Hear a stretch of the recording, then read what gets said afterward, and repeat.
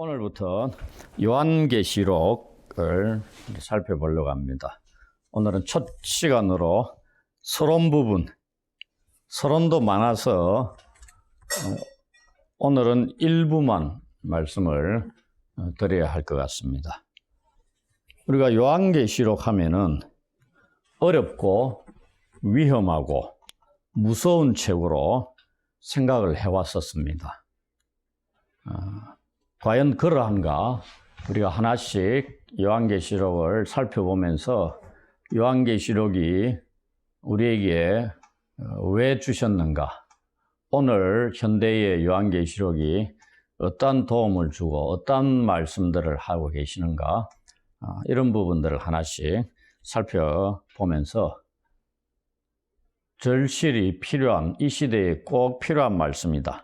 그리고 이단들이 요한계시록을 잘못 해석함으로써 많이 나타나는데 우리는 요한계시록을 제대로 바르게 알도록 힘써야 되겠다.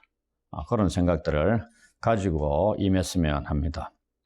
우리가 요한계시록 전체 이야기를 다 읽어봤겠지만은 읽다 보면은 이 책이 그 당대의 이 세속화, 세상과 교회가 그러니까 성과 속이 짬뽕이 되게끔 유혹하는 그런 것. 그 다음에 거룩한 걸 지키려고 하니까 이 박해가 따르는 거죠. 그러한 위협에도 불구하고 믿음의 인물들, 믿음과 인내를 지켰다. 혹은 이기는 자가 되었다. 그런 사람들에게는 그러한 사람들이 하나님 나라, 하늘에 이미 주님과 함께 계심으로 이 땅에서 핍박받고 박해 위협, 그 다음에 세상과 타협하려는 그런 미혹들, 압력들, 그러한 것을 겪고 있는 대표적인 소아시아 7교회 성도들에게는 이 책이, 요한계시록이 결코 무서운 책이 아니라 위로와 격려와 소망을 가져다주는 책이라는 것을 우리가 알게 될 것이다, 이 말입니다.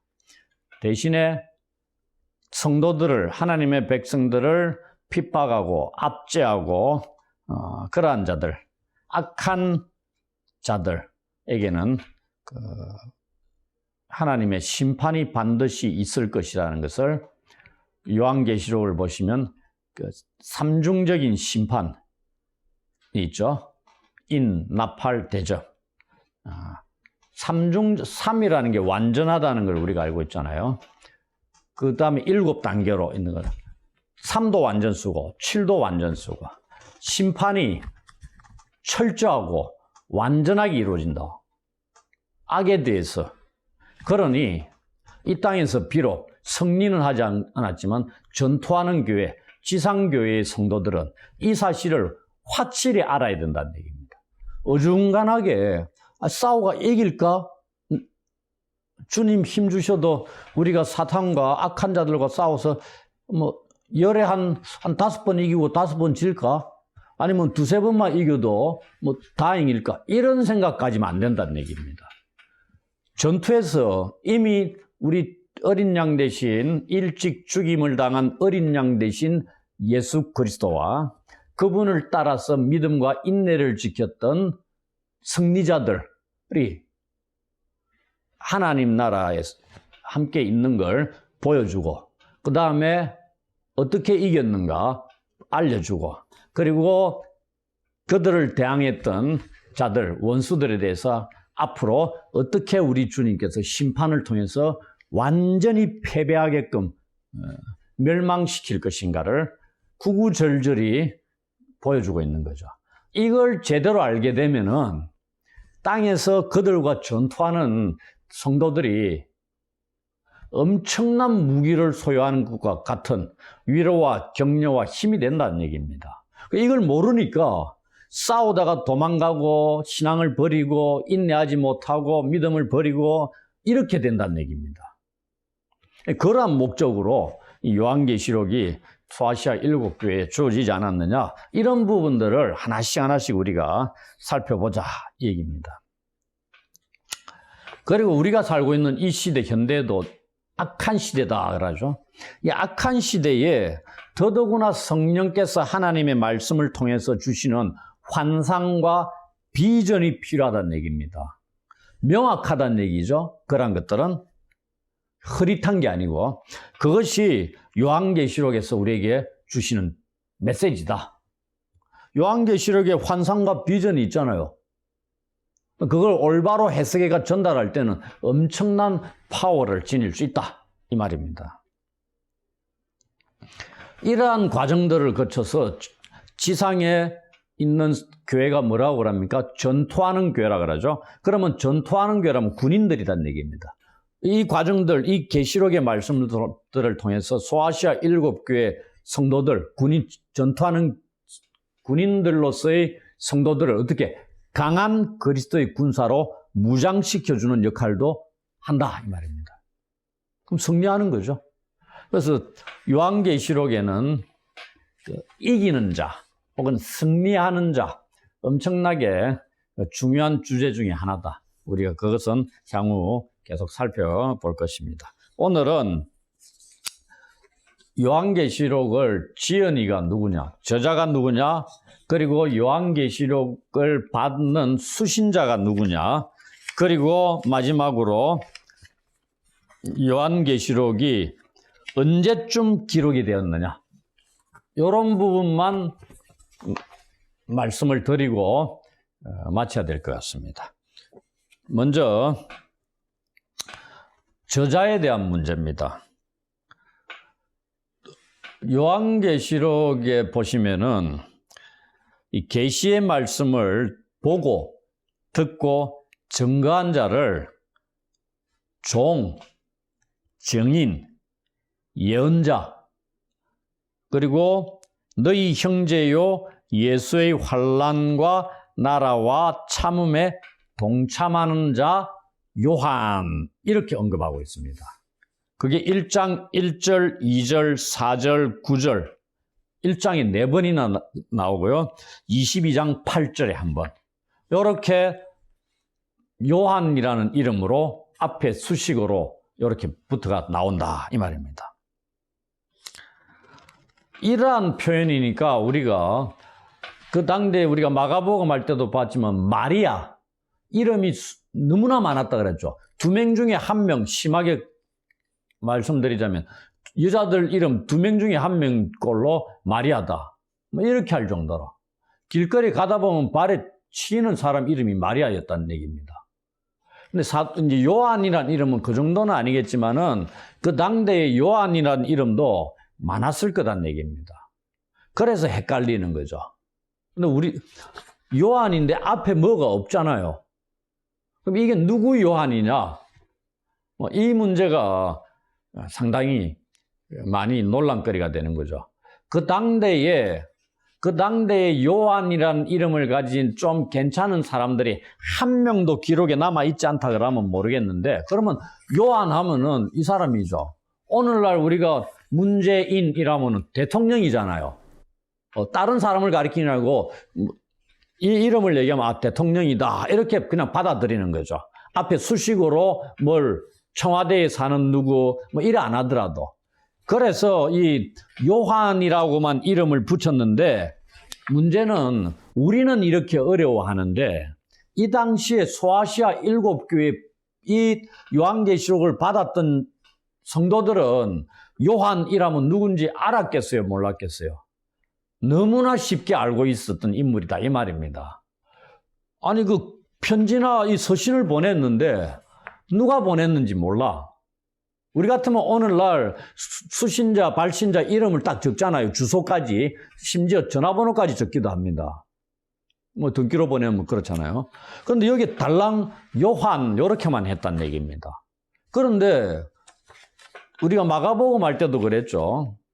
요한복음도 마찬가지고, 뭐 수식어 짜다리 길게 붙이지 않더라도 내 이름만 딱 얘기하더라도 받는 자가 다 알고 있었다 그러면은 길게 설명할 필요 있습니까? 전혀 없다 이 말입니다.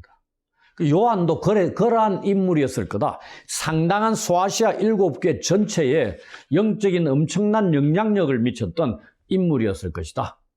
쉽게 짐작을 하는 거죠. 그러면 이제 이분이 누군가를 조금 더 이제 자세히 들어갈 필요가 있는 거죠. 근데 자기 자신을 그냥 요한, 단도직입적으로 딱 명시를 합니다. 수식어도 요런 정도 종 이런 것으로 표시하고 있죠. 그 다음에 이분이 7교회의 사정, 형편들에 대해서 너무나 잘 알고 있었다 얘기입니다. 그리고 아마도 7개 우리가 가보지는 못했지만 7교회가 시계 방향으로 하루 걸어서 갈 수 있는 거리로 삥 둘러져 있어요. 한 40km 정도로 떨어져 있습니다. 그 당시에 40여 킬로 떨어지면 걸어서 하루길 정도로 가면 충분할 정도의 거리. 그러니 7교회가 그런 식으로 시계 방향으로 쭉 가면은 돌 수 있다 이 말입니다. 순회 설교, 순회 사역들 했던 그런 인물일 수도 있고요. 이런 부분들을 우리가 염두에 둘 필요가 있습니다. 근데 이 당시에 이 요한이라는 인물이 누구냐에 대해서 이 저자가 누구냐 하니까 요한이 나왔으니까 이 요한에 대해서 다양한 견해들이 있었습니다. 제일 첫 번째가 우리가 받아들이는 사도 요한, 예수님의 12제자 중에 한 분, 사도 요한. 두 번째, 장로 요한, 이렇게 하겠다. 그럼 장로 요한이나 사도 요한이 똑같지 않느냐? 다른 인물로 본다 이 말입니다. 그럼 어떤 인물이냐? 12사도 외에 예수님의 제자들에 속해 있었던 팔레스타인 출신 장로 요한이 있었을 것이다. 이렇게 보는 겁니다. 그 다음에 요한이니까 마가 요한도 들어갑니다. 그 다음에 받아들이기는 좀 그렇지만 세례 요한으로 저자를 보는 사람도 있습니다. 그 다음에 또 다른 요한, 누군지는 모르지만 또 다른 요한 이렇게 갖다 붙이기도 합니다. 그 다음에 그 당시에 이단인 에비온파 창시자인 영지주의자 케린투스였을 것이다. 이렇게까지 보기도 합니다. 그 다음에 이번에는 사도 요한은 아닌데 권위가 있는 인물이니까 사도 요한의 이름을 필명으로 사용했던 어떤 인물 이렇게 갖다 붙이기도 합니다. 이래 다양한 견해를 갖고 있다 이 말입니다. 이 저자가 누구냐? 요한은 이름이 명시가 됐으니까 요한은 들어가야 되잖아요. 그러니까 그 요한들을 언급하면서 이렇게 7명에 대한 인물들을 설명을 한다 이 말입니다. 우리는 이제 몇 가지 내용들을 가지고 이 저자가 누구인가를 말씀을 드리고 알아볼 겁니다. 이 정보 외에는 더 이상의 정보가 없습니다. 요한계시록 안에서 제가 말씀드린 그 내용 외에는 이 저자가 누군가를 알 수 없다 이 말입니다. 그런데 우리는 요한계시록의 저자는 이 중에 사도 요한이라고 우리는 받아들이는 겁니다. 그러면 뭘 근거로 해서 받아들이느냐? 가장 먼저 기록에 남아있는 게 2세기 초라 그러면은 이 요한계시록 우리가 기록 연대에서 가서 살펴보겠지만은 기록 연대를 대체로 AD 90년대 중반쯤으로 받아들이고 있습니다. 60년대 중반 기록이라고 초기 연대 이론을 주장한 자들도 있어요. 근데 저는 후기 연대라고 AD 한 90년대 중반 도미티아누스 황제 통치 시기였다. 이렇게 이제 생각을 합니다. 그러면 2세기 초라면은 2세기는 얼마죠? 101년부터잖아요. 그럼 이 요한계시록 기록되고 난 뒤 얼마 안 지난 시기입니다. 2세기라는 거는. 그때 에베소에 살았던 인물이 있습니다. 사도 요한도 에베소에 있었잖아요. 에베소에 살았던 저스틴 마트라는 인물이 있습니다. AD 100년에서 태어나서 165년에 죽었습니다. 요한계시록과 매우 친숙했고 사도 요한이 요한계시록의 저자임을 최초로 기록한 인물입니다. 저스틴 마트. 이 저스틴은 요한계시록의 저자를 그리스도의 사도들 중에 한 사람인 요한이 자기에게 주어진 계시로 예언했다라고 말했다는 얘기입니다. 반면에 요한계시록은 사도 요한의 작품이 아니다고 최초로 언급한 인물이 이 말키온이라는 인물입니다. 이단적인 인물이죠. 그리고 또 사도 요한을 저자로 보고 있는 대표적인 인물이 이레니우스라는 인물이 있습니다. AD 130년에서 202년까지 생존했던 인물입니다. 사도 요한이 저자라고 이 사람은 확언을 했습니다. 그리고 이 이레니우스가 우리가 기독교에서 보면 엄청나게 중요한 인물이고 유명한 인물입니다. 그는 스무나 우리가 소아시아 7교회를 살펴보겠지만은 두 번째 교회가 스무나 교회잖아요. 스무나 교회의 주교였던 사람이 폴리갑이라는 유명한 인물이 있습니다.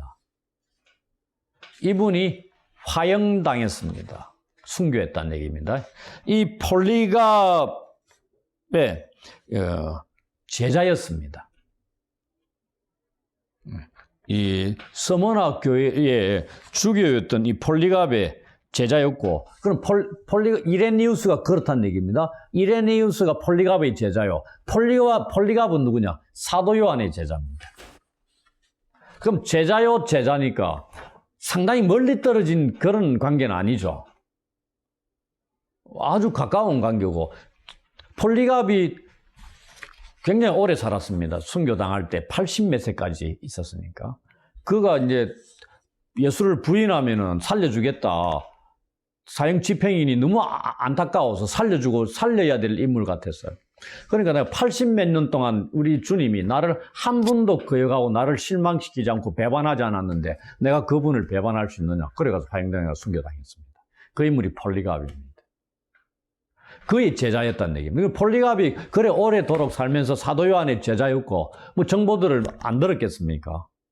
그 이레니우스라는 인물이 요한계시록 저자는 사도 요한이다. 이렇게 기록합니다. 이 이레니우스의 기록까지도 신빙성이 떨어진다. 이렇게 비판하는 사람들도 있긴 있습니다. 비판은 누가 뭐든지 못하겠어요. 얼마든지 할 수 있다는 얘기입니다. 그리고 요한계시록에 대한 첫 번째 최초의 라틴어 주석을 썼던 사람 빅토리누스라는 사람 303년에 순교를 당했던 인물입니다. 이분도 사도 요한의 글이다 이렇게 얘기합니다. 이런 인물들이 주장을 하는 걸 근거로 해서 요한계시록은 사도 요한의 저작물이다. 계시를 받아서 기록한 것이다. 이렇게 우리는 받아들이는 겁니다. 그러면서 이제 이외에 우리가 사도 요한에 대해서 전해지는 내용들을 정리해서 말씀을 드리자면은 생애가 아주 길잖아요. 사도 요한은 거의 100세 정도까지 살았을 겁니다. 사도 요한은 예수님의 어머니를 모시고 십자가 아래에서 예수님의 말씀을 들었잖아요. 어머니를 모시고 에베소로 피신했다고 전해집니다. 이때가 언제쯤이냐면은 68년경입니다. AD 68년경. 이때 이 아시아 에베소에 와서 30년 정도 체류했다. 이렇게 전해지고 있습니다. 66년 이전에 왔다고 보기는 어렵지 않느냐. 초기 연대 기록 저자들 주장하는 사람들은 일찍 왔다고 볼 수도 있죠. 근데 그게 왜 어렵냐면은 이 당시에 에베소에 사도 바울의 제자인 디모데가 에베소에서 목회를 하고 있었습니다. 근데 일찍 왔다 그러면은 에베소에 디모데가 목회하고 있는데 사도 요한이 왔다는 얘기입니다. 에베소에. 그래서 조금 뭐 올 수도 있지 않느냐 이라 하는데 에베소에서 사도 요한이 또 사역을 했고 그렇기 때문에 겹치니까 시기적으로 훨씬 뒤쪽이 아니냐. 그래서 디모데가 에베소를 떠난 후에 혹은 바울이 순교하고 난 후에, 바울의 순교가 66년, 67년경이라고 보고 있거든요. 후에 요한이 에베소에 왔다고 보는 게 자연스럽지 않느냐, 뭐 이렇게 생각하는 겁니다. 요한은 마리아를 돌보면서 제법 긴 세월을 이곳에서 보냈습니다. 그래서 지금도 에베소에 이 사도 요한과 마리아의 무덤이 보존되어 있다고 합니다. 그리고 도미티아누스 황제가 요한을 2차례나 죽이려고 했답니다. 근데 요한이 기적적으로 살아나가지고 밤모섬으로 유배가 된 겁니다. 저 사람 죽이려고 해도 죽지 않는구나. 그래서 밤모섬에 그 노인을 유배시켜가지고 이 밤모섬이 어떠한 곳이냐면은 그 정치적인 거나 종교적인 중범죄자들을 유배시켰던 장소였습니다. 나이가 제법 됐을 거잖아요. 이 노구를 이끌고 채찍에 맞으면서 이 채석장에서 돌 깨는 작업들, 이런 일들을 했다, 이렇게 전해집니다. 그곳에서 이러한 과정들, 경험들을 하는 가운데 요한계시록이 계시로 주어졌다, 뭐 이렇게 얘기를 하는 거죠. 대충 요 정도로 말씀을 드리고, 그러면 수신자는 누구냐? 이 수신자는 명확히 밝히고 있습니다. 1장 4절에 보시면 요한계시록 수신자가 누구냐를 밝히고 있죠. 그들은 아시아에 있는 7교회다, 이렇게 되어 있습니다.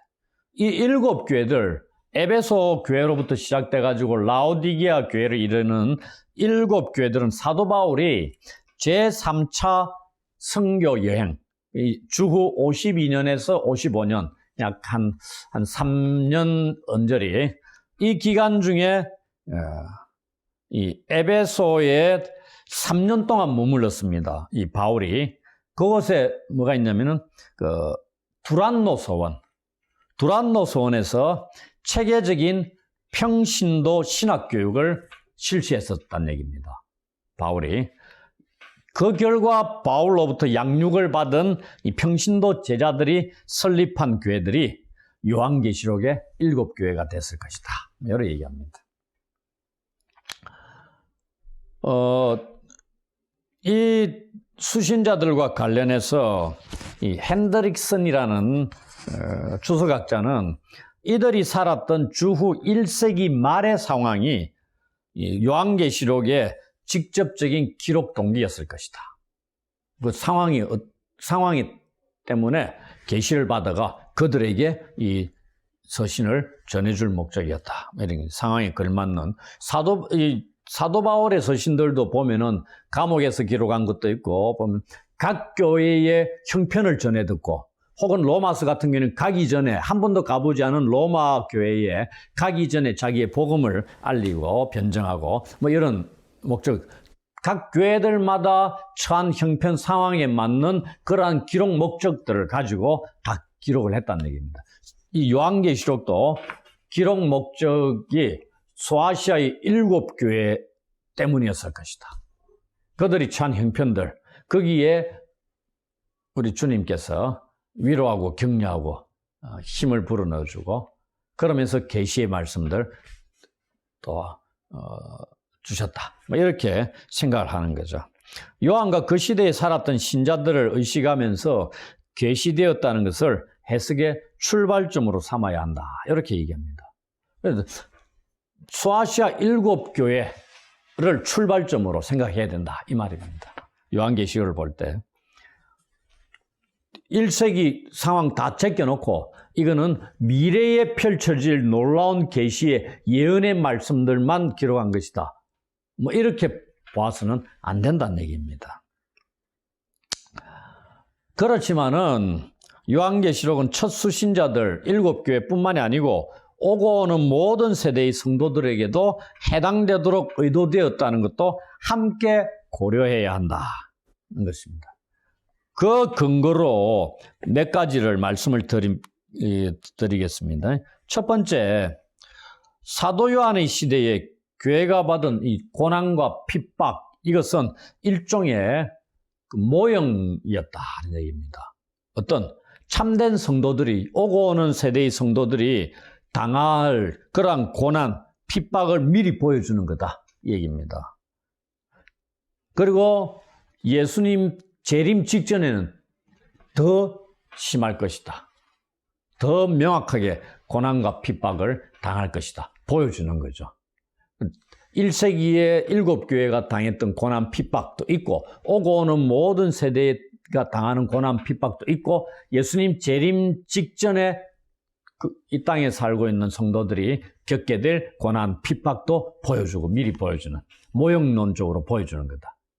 그 얘기입니다. 그럼 어떻게 이길 것인가도 말씀을 통해서 도움을 입을 수 있는 거죠. 두 번째, 이 요한계시록은 이 예언적인 말씀들이 상당히 많잖아요. 그 인, 나팔, 대접, 뭐 이런 예언들도 있고, 이거는 우리가 어느 한 해, 오늘 같으면 2021년 어느 해, 아니면 뭐 1980년대에, 아니면은 1800년대에 어떤 사건, 뭐 이런 것, 특정한 해나 몇 해의 기간에 국한되어서 이 기간에만 말씀하는, 이렇게 봐서는 안 된다는 얘기죠. 그리고 어떤 거는 그것이 실현되기까지 몇 세기에 걸쳐서 진행되는 일들도 있을 수 있다. 그리고 지금 예수님 아직 오시지 않았기 때문에 무천년주의자들은 예수님 십자가에 달리고 성천하시고 난 이후에 예수님 재림 때까지 이 기간을 천년 왕국 기간으로 보잖아요. 그럼 계속적으로 이어지는 겁니다. 그러니 어느 한 세기에만 콕 집어가지고 이것이 이 말씀을 그대로 직접적으로 적용해가지고 이루어지는 것이다. 이렇게 해석한다는 건 조금 주의를 해야 되지 않느냐, 뭐 이런 얘기입니다. 그 다음에 2장과 3장은 이 7교회 보내는 서신입니다. 편지단 얘기죠. 근데 7교회니까 그러면 그 당시에 소아시아에 7교회밖에 없었느냐? 그건 아닙니다. 7이라는 건 요한계시록에는 또 숫자가 갖는 상징적인 의미가 상당히 많이 나옵니다. 7, 뭐 14만 4천, 666, 뭐 이런 것들이 많이 나오잖아요.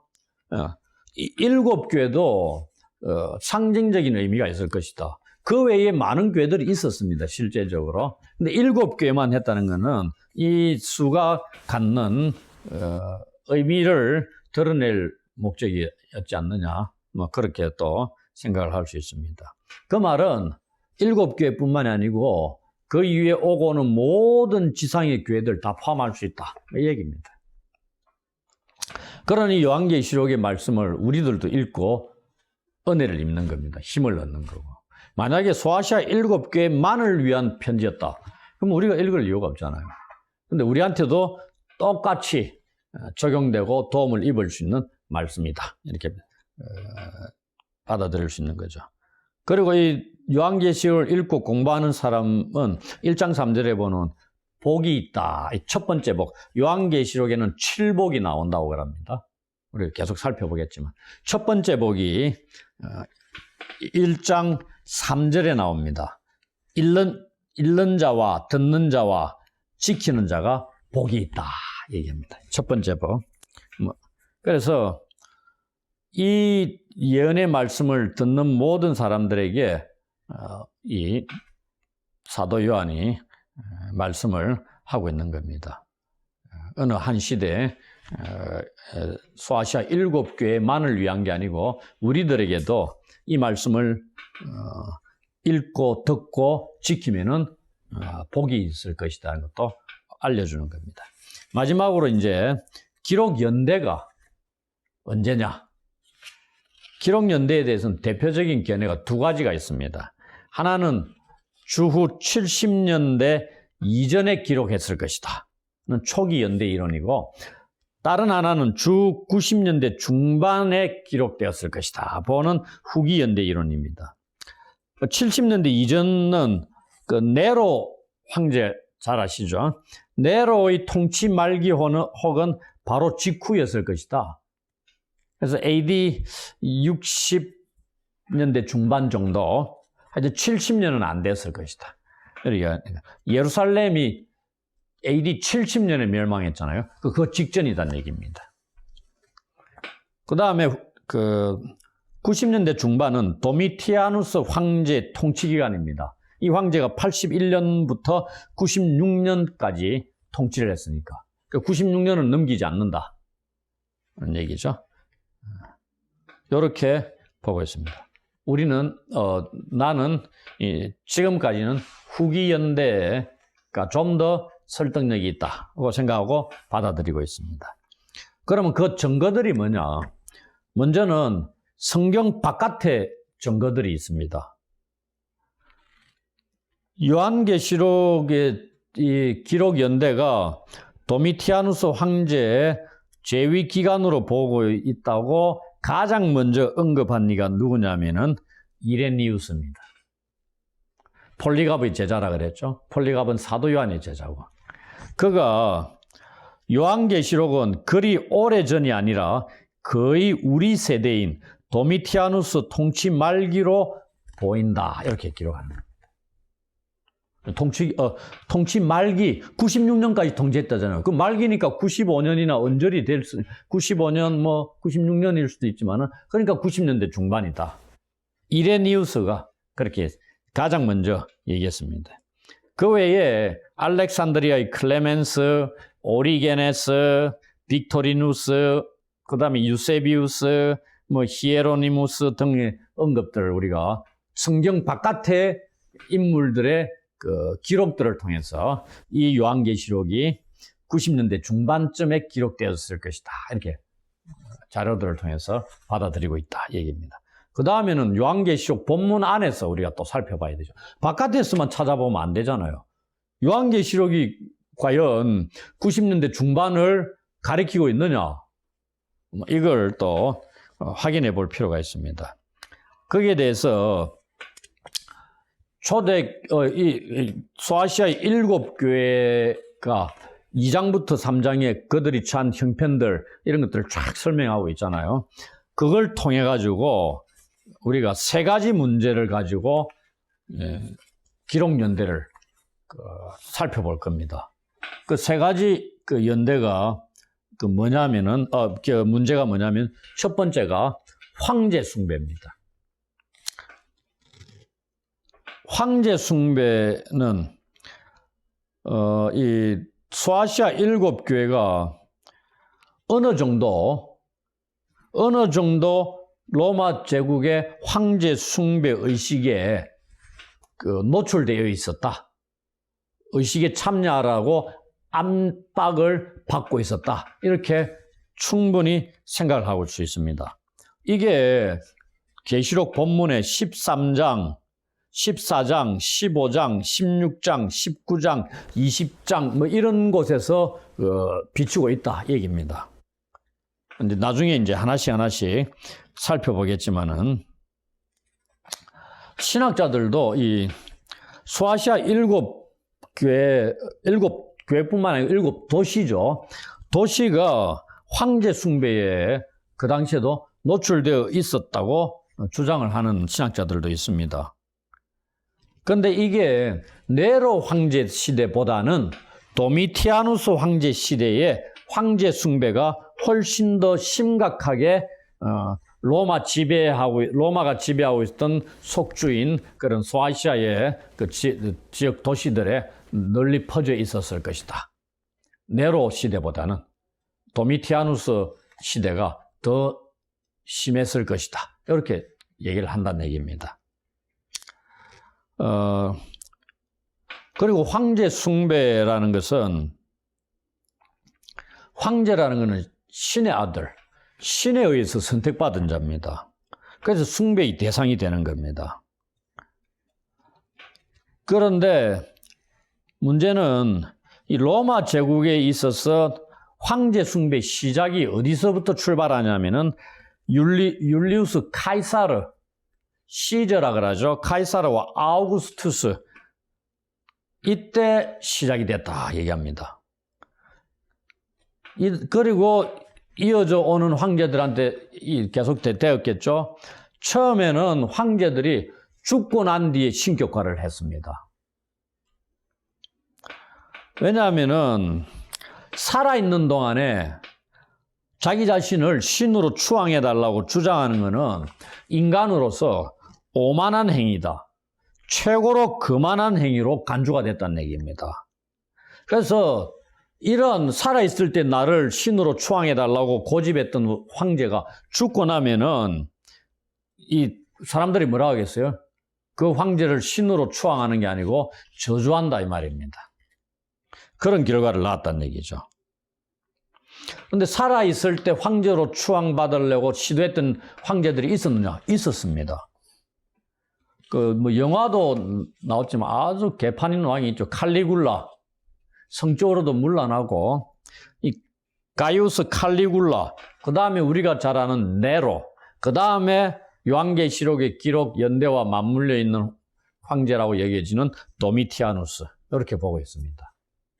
이들이 살아생전에 신격화를 시도했다 이 얘기입니다. 이 도미티아누스 황제는 자신이 살아있을 때 신으로 인정받고 싶어 했어요. 우리 주와 신으로 불리기를 원했다 이렇게 되어 있습니다.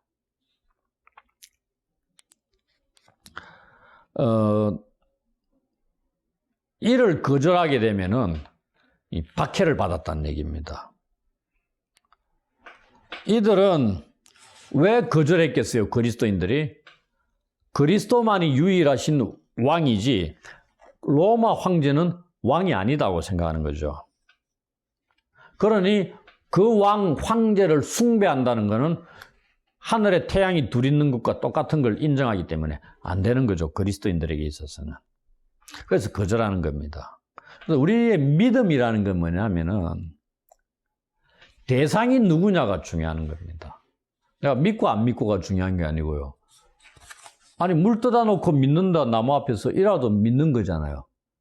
그래서 믿는 그 행위 자체가 중요한 게 아니고 누구를 믿느냐, 대상이 누구냐가 더 중요한 거죠. 우리는 죽고 부활하신 예수님을 믿는 자들이죠.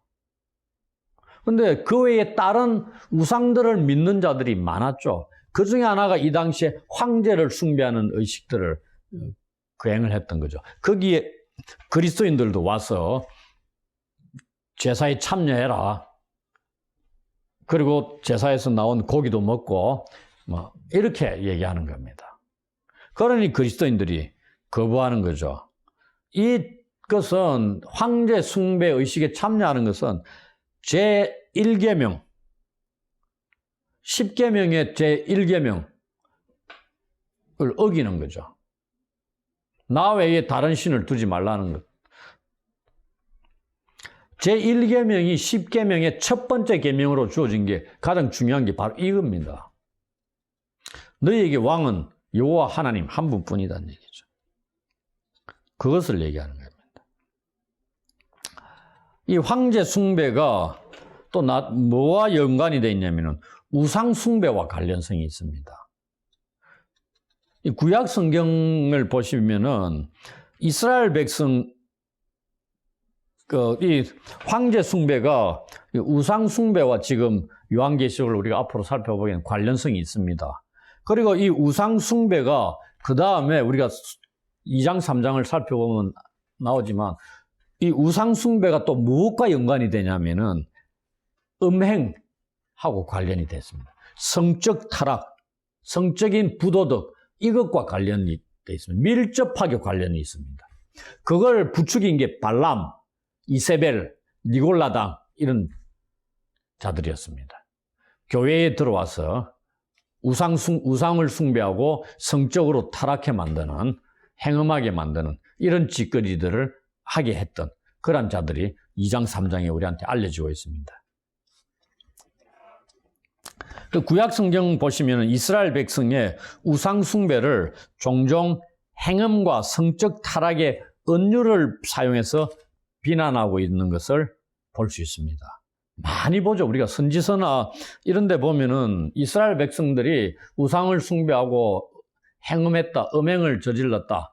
뭐 이런, 또 호세아 같으면은 신랑이신 여호와를 버리고 떠나간 것. 이스라엘 백성들이 음행을 저질렀다. 영적인 부분에서 음행을 저질렀다. 뭐 이런 얘기도 하고. 이거는 영적인 음행뿐만이 아니고 육적인 음행도 같이 포함하고 있는, 요한계시록에 보면은 영적 음행도 나타나고 그 다음에 성적인 육적인 음행도 나타납니다. 그런 것들이 다 나타나고 있어요. 그래서 이 우상 숭배와 성적인 악과의 관계는 이렇게 구약에 많이 나타나는데 신약 성경에도 언급이 많이 되어 있습니다.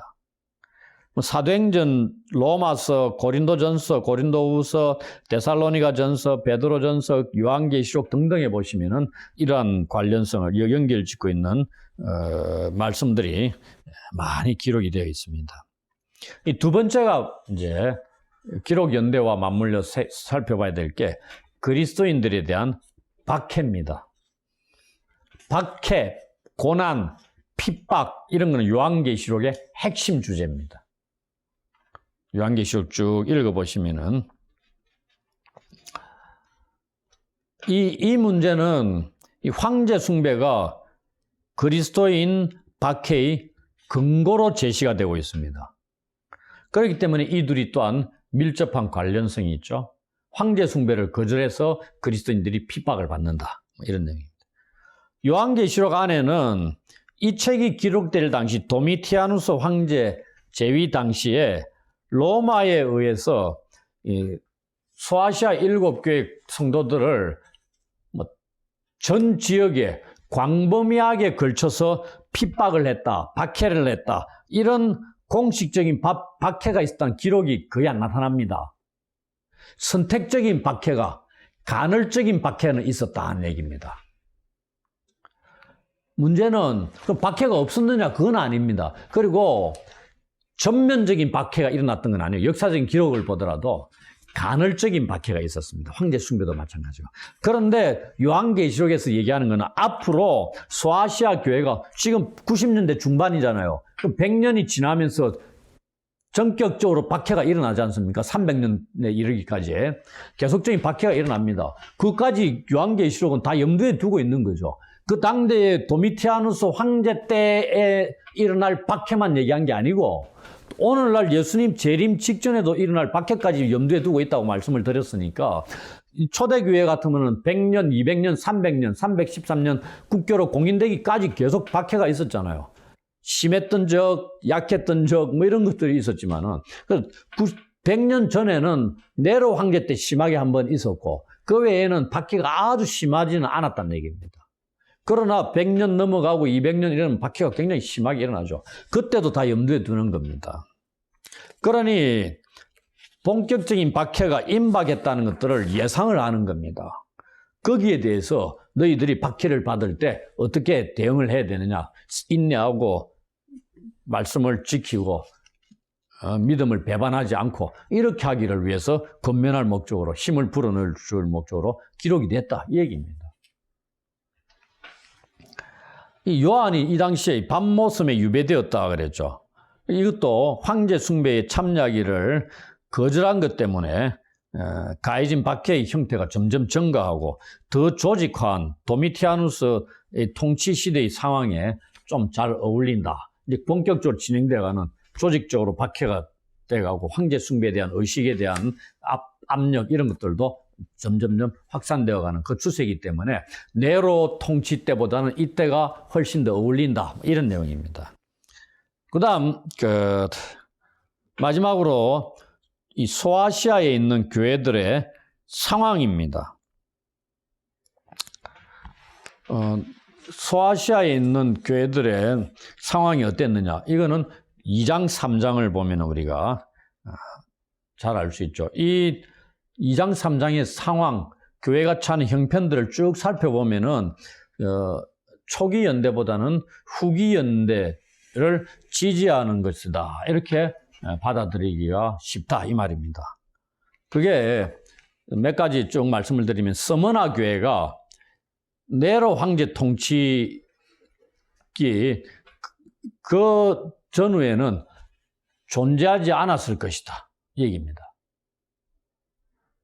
그 이후에 교회가 서머나 교회가 생겨났을 것이다. 이 얘기란 얘기입니다.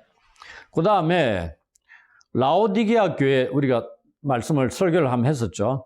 AD 60년, 61년에 지진으로 라오디게아 도시가 황폐해졌다고 말씀을 드렸습니다. 근데 로마의 지원 없이 독자적으로 회복했다. 왜? 엄청난 부를 가진 도시였기 때문에. 그 얘기했죠. 60년, 61년에 초토화됐는데 그걸 정상으로 회복하는데 4, 5년 만에 되겠습니까? 그 당시 오늘날 장비들이 건설 장비들이 충분한 것도 아닌데 시간이 제법 걸렸을 거란 얘기입니다. 그러니 후기 연대가 어울리지 않느냐 얘기입니다. 그 다음에 라오디게아 교회가 이웃과 맞물려가 엄청난 부를 누렸던 거는 60년대 중반 같으면은 이 도시가 황폐화되고 잘 되겠습니까? 생각하기 조금 힘들지 않겠어요? 그런데 지진이 있고 난 뒤에 30여 년의 세월이 흘렀다. 그러면은 상당한 부를 축적할 수 있는 그 시간적 여유는 충분했을 것이다. 그런 얘기죠. 그 다음에 이 사도 요한이 요한계시록을 기록할 때 마태복음이나 누가복음 같은 복음서를 참고하지 않았겠느냐? 그러면 이 참고하기 위해서는 시기적으로 60년대 중반 이때보다는 90년대 중반이 훨씬 더 마태복음, 누가복음, 복음서를 참고하는 데 있어서 좀 적절하게 어울리지 않느냐 이렇게 얘기하는 겁니다. 그 다음에 바울이 소아시아에서의 개척 사역에 대한 언급이 전혀 없습니다. 그 말은 어느 정도 시간이 경과된 것을 고려하지 않으면 쉽지 않다는 얘기입니다. 이야기가. 그리고 에베소, 사대, 라오디게아 교회의 영적인 쇠퇴는 우리가 성경에 보면은 처음 사랑을 잃어버렸다 이런 얘기 나오잖아요. 이런 거는 시간적으로 교회가 세워지고 뜨거워졌다가 쇠퇴하는 데까지는 하루 이틀 1, 2년 만에 그렇게 되는 게 아니고 시간적으로 조금 긴 시간이 필요하지 않았느냐? 그러면 후기 연대가 어울릴 것이다. 이런 내용입니다. 그 다음에 우리가 2장 7교회 안에 보면 니골라당 나오죠. 이 아주 유명한 그 당시에 유명했던 이단 분파로 여겨집니다. 니골라당이 존재했다는 것은 이 7교회 에베소 교회도 그렇고 이 사도의 서신들로부터는 어느 정도 시간적 간격이 있어야 되지 않느냐 이렇게 추정합니다. 그 다음에 요한계시록 6장 6절에 보면은 감람류와 포도주는 해치지 말라 이런 말씀이 있습니다. 이 아시아에서의 포도 생산 증가를 제한시킨 게 AD 92년에 도미티아누스 황제의 칙령이었습니다.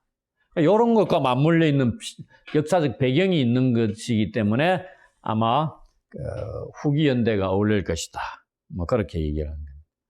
그 다음에 우리가 13장하고 17장에 보시면 네로로 상징될 수 있는 네로 신화의 특정한 양식으로 알려질 수 있는 죽게 되었던 상처가 나았다. 이런 것이 나옵니다. 이거는 80년대, 90년대에 발전한 네로 부활 전설이 있었습니다. 그 당시에. 이게 8, 90년대에 발전된 전설이었습니다.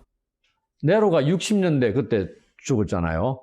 그런데 8, 90년대에 네로가 부활하는 이런 것들이 그 당시에 발전하고 퍼졌다 이 말입니다. 그러기 때문에 후기 연대가 어울리지 않느냐 이런 내용이고, 그 다음에 2장 9절과 3장 9절에 보면 사탄의 회당 이런 게 나오죠. 이게 도미티아누스 황제 치하에서 일어난 유대인과 기독교인과 로마 제국과의 갈등을 배경으로 하고 있는 그런 것에 좀 어울리지 않느냐 이런 내용을 통해서 우리는 후기 연대가 적절할 것이다. 이렇게 받아들이고 있습니다. 여기까지가 오늘 말씀을 드릴 저자, 수신자, 기록 연대에 대한 말씀입니다. 이제 다음 주에는 요한계시록을 기록한 그 목적이 뭐냐, 그 다음에 우리가 궁금해하는 그 요한계시록의 이 해석 방법들, 그 다음에 요한계시록에서는 우리한테 신학적인 메시지들로 어떤 것들을 말씀해 주느냐, 그 다음에 요한계시록이 어떠한 구조로 이루어졌느냐, 뭐 이런 것들에 대해서 말씀을 드리도록.